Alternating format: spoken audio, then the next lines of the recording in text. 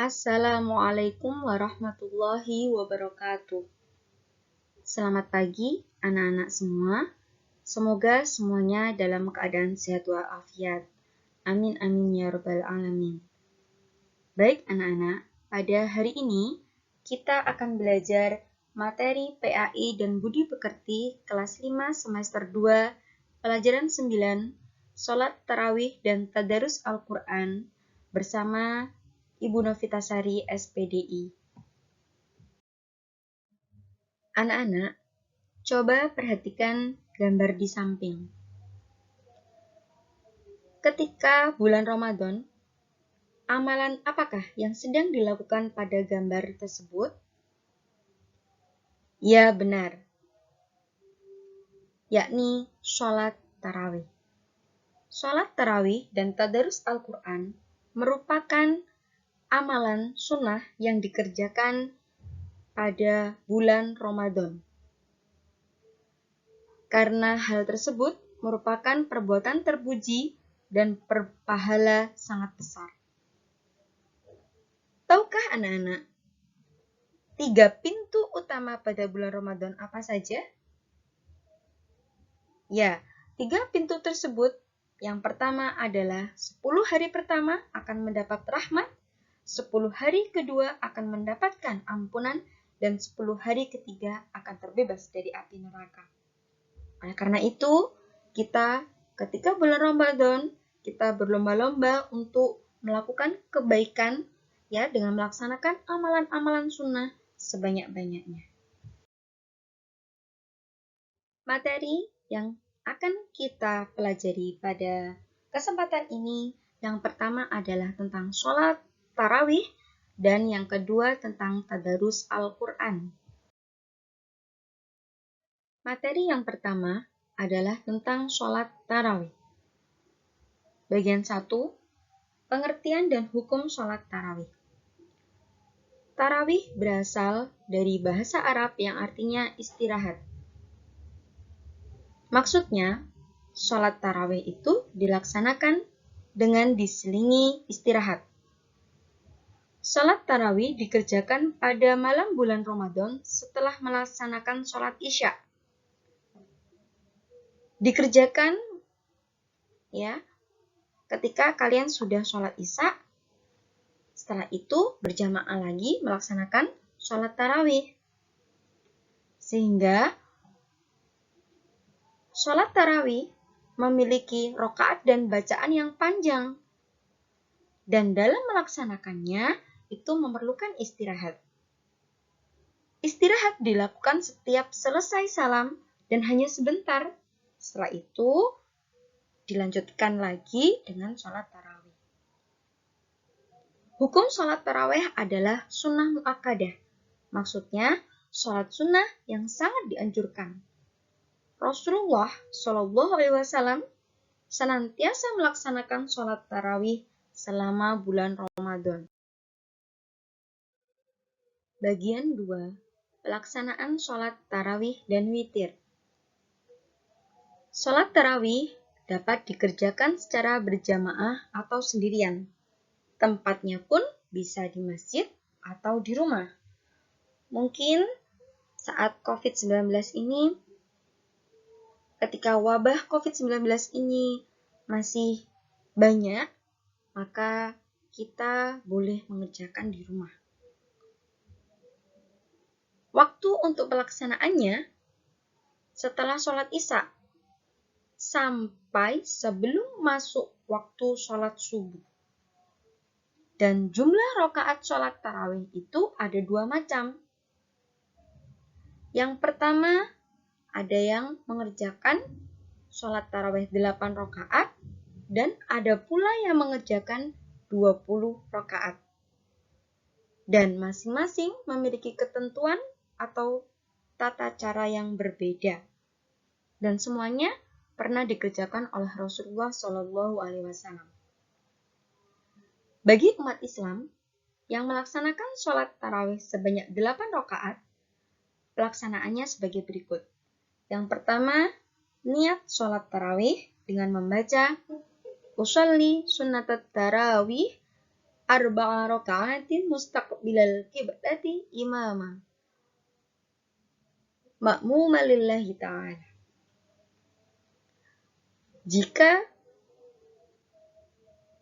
yang mengambil niat diucapkan, tapi ada yang niat tidak diucapkan dalam hati juga boleh, karena adanya pendapat ulama yang berbeda.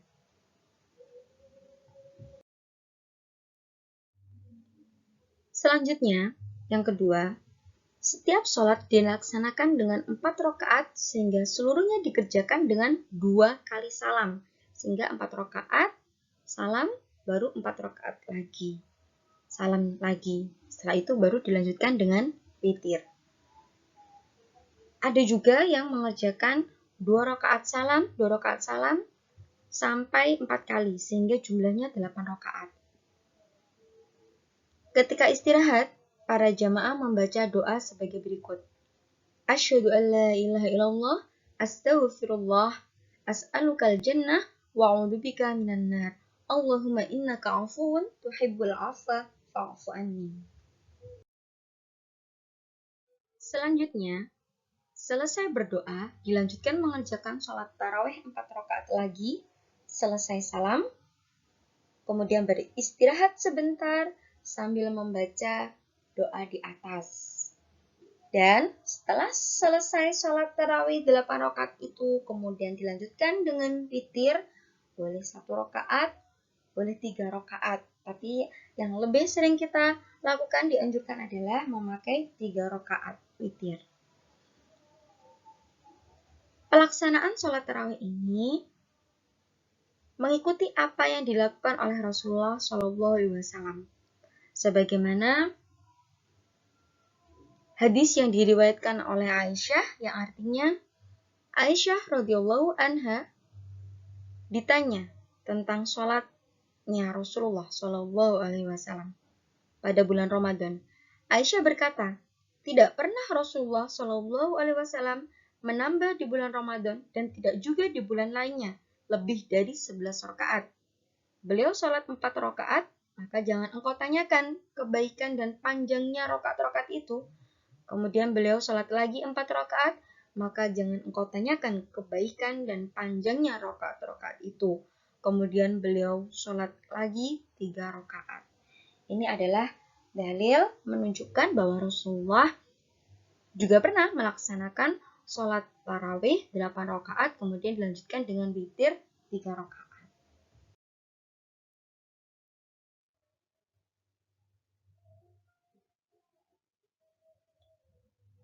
Ya, setiap selesai 2 rakaat itu istirahat sebentar.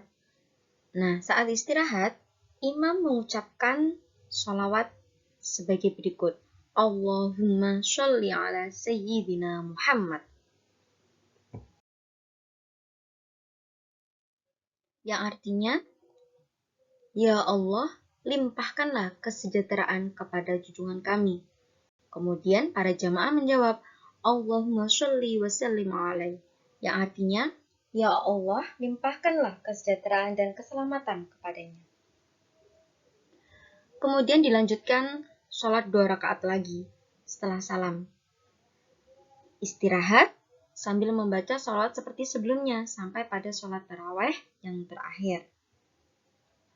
Selesai sholat tarawih dilanjutkan dengan sholat witir 3 rakaat. Jadi 2 kali salam sampai 10 kali, kemudian dilanjutkan witir, ya, witir 1 rakaat, juga boleh 3 rakaat. Maksudnya sholat witir itu bisa dilaksanakan 3 rakaat sekaligus, 1 salam, tapi juga boleh dilaksanakan 2 rakaat, kemudian ditambah dengan 1 rakaat. Jadi jumlahnya 3 rakaat. Pelaksanaan sholat tarawih dengan jumlah rakaat 20 ini mulai dipraktikkan pada masa Khalifah Umar bin Khattab. Kemudian dilanjutkan oleh para sahabat, generasi tabi'in, dan umat Islam sampai sekarang. Sehingga semuanya juga dicontohkan, baik yang 8 rakaat maupun yang 20 rakaat. Selanjutnya, yang ketiga adalah keutamaan sholat tarawih. Di antaranya, pertama, menambah ketaatan kita kepada Allah SWT. Kedua, melatih kedisiplinan dan kesabaran dalam melaksanakan kegiatan ibadah sholat sehari-hari, baik itu sholat fardu maupun sholat sunnah. Yang ketiga, meningkatkan ketakwaan kepada Allah SWT dan mempertebal keyakinan kita kepadanya. Keempat, dapat menghapuskan dosa atau amalan-amalan tercela lainnya. Kelima, dikabulkan doanya dan mendapatkan ampunan dari Allah.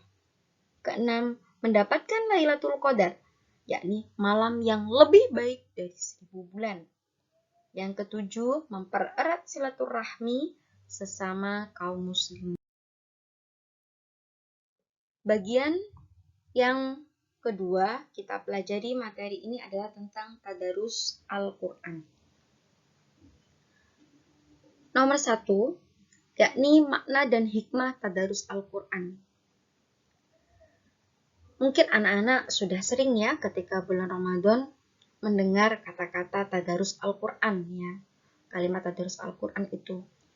Nah, kita harus tahu artinya apa sih tadarus Al-Quran itu? Jadi tadarus Al-Quran itu artinya membaca, menyimak, atau mempelajari Al-Quran. Di bulan Ramadan, tadarus Al-Quran itu termasuk ibadah yang sangat dianjurkan. Karena disebabkan Al-Quran diwahyukan pertama kali pada bulan Ramadan. Di samping itu, Al-Quran itu juga kitab suci umat Islam yang harus kita baca dan dipelajari kandungan isinya sebagai pedoman dalam kehidupan sehari-hari. Dalam bulan Ramadan, dianjurkan untuk banyak bertadarus. Bahkan dalam satu bulan diharapkan dapat khatam 30 juz, sehingga dalam satu hari itu kita khatam 1 juz dikali puasa 30 hari, sehingga kita khatam 30 juz. Nah, pelaksanaannya bisa kapan saja. Boleh setelah kita selesai sholat, kita membaca Al-Quran 5 lembar ya. Nanti akhirnya kita bisa khatam, insyaallah dalam 1 bulan.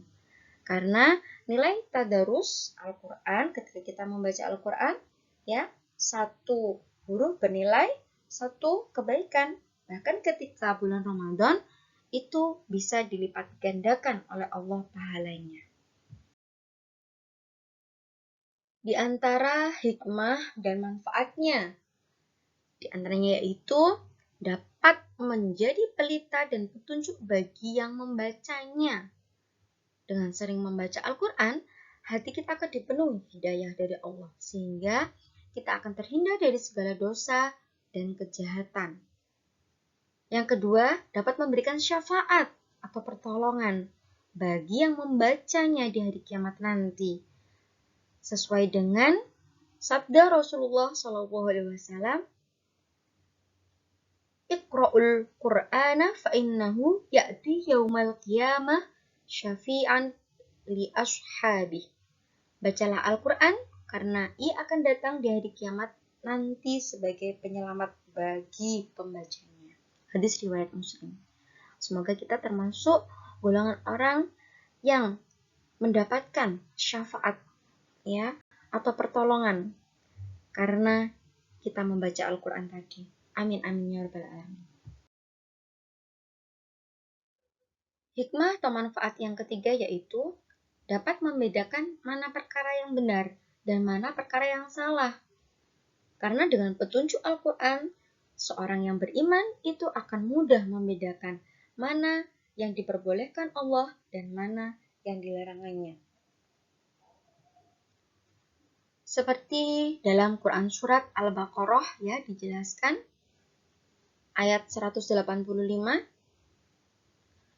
yang berbunyi Syahrul Ramadhanal ladzi unzila fihil Qur'an hudal linnasi wa bayyinatin minal huda wal furqan. Yang artinya, bulan Ramadan adalah bulan yang di dalamnya diturunkan Al-Quran sebagai petunjuk bagi manusia dan penjelasan-penjelasan mengenai petunjuk itu dan pembeda antara yang benar dan yang batil.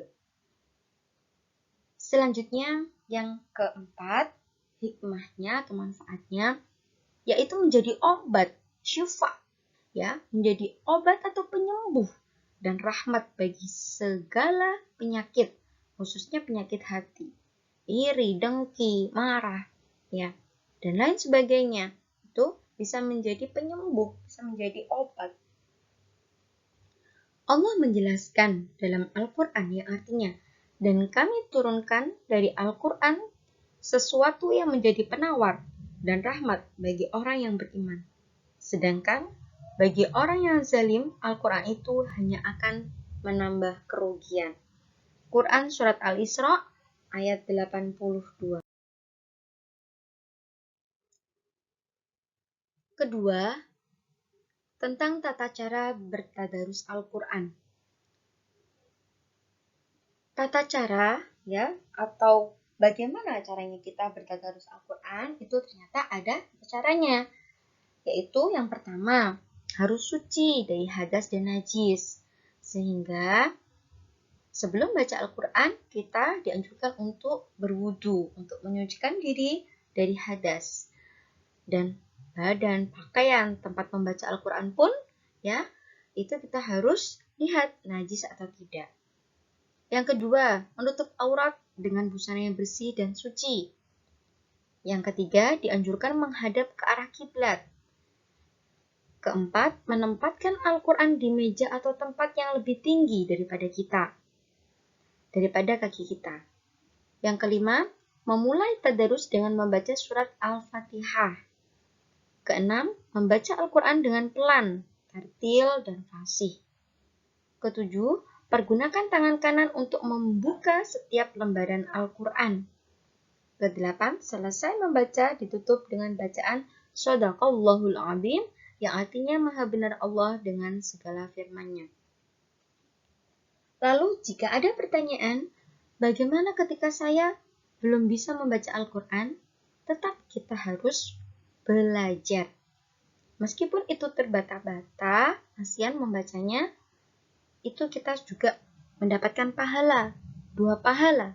Yang pertama, 1 pahala ketika kita berusaha untuk membacanya. Yang kedua adalah pahala kita membacanya. Jadi, kita harus terus, ya, untuk membaca Al-Quran. Karena Al-Quran adalah kitab suci orang Islam, ya, sebagai pedoman bagi umat Islam. Terima kasih, semoga bermanfaat. Wassalamualaikum warahmatullahi wabarakatuh.